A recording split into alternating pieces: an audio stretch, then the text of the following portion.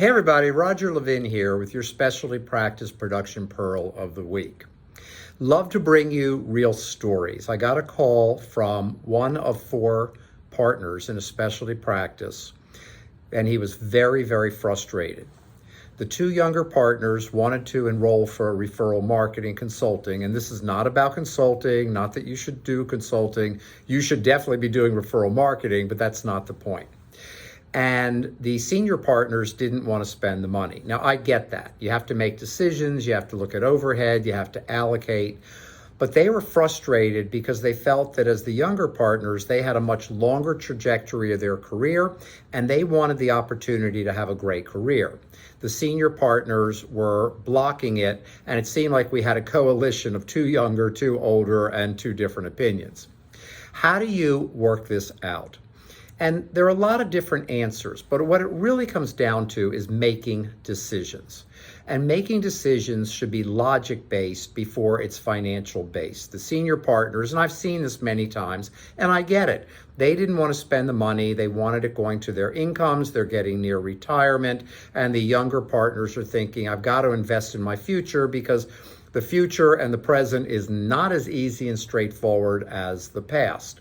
So we see this sort of thing all the time. It could have been a decision on purchasing a new technology. It could have been a decision on changing to a new material or product that they didn't all agree they should have. There could have been numerous different factors. It just happened to be referral marketing consulting.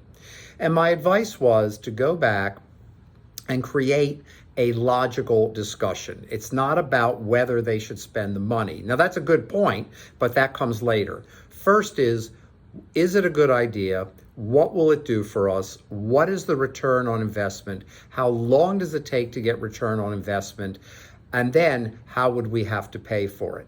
So you start these partner issues, even partners and associates, owner associate, whatever it may be, start with the logic. Forget the money. Live in a world initially, if money were no object, would we want to do this? There are still bad ideas out there, even if money were no object. There are really good ideas out there even when money is an object. So you really have to sit back first and put the money aside and not have that prejudice right away and look at return on investment. And it's not always about a huge return, because the return could be efficiency or less fatigue or working a day less a week or being able to delegate more to your team through workflow technology.